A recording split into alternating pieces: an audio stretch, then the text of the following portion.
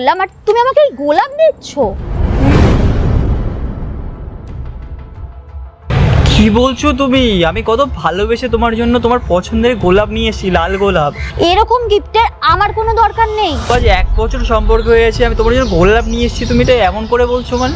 1 বছর হয়ে গেছে বলেই তো আমার তোমার কাছে আরো এক্সপেকটেশন বেশি ছিল। তুমি কি এনেছো আমার জন্য? এটা কোথায়? আমি তোমাকে একটা গোল্ড রিং গিফট করলাম, তুমি আমাকে একটা গোলাপ 10 টাকার পাতে গোলাপ নিয়ে আসলে আমার জন্য। আচ্ছা, দেখাতে এসছো না? করছো গোলাপটাকে তুমি যে ছুঁড়ে মারছো মানে? আরে তো ভালোবেসে গোলাপটাকে আমি নিয়ে এসেছি, তুমি এমন ভালোবেসে? করছো? 10 টাকা দিয়ে তুমি আমাকে 10 টাকা দিয়ে ভালোবাসা কিনতে এসছো?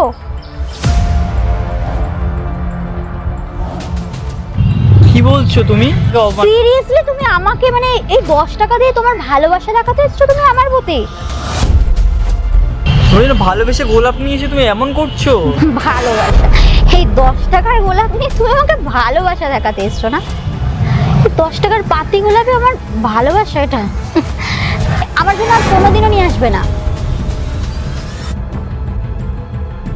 তুমি একটা কাজ করো, তুমি আমার রিংটা ফেরত দাও। কি বলছো তুমি?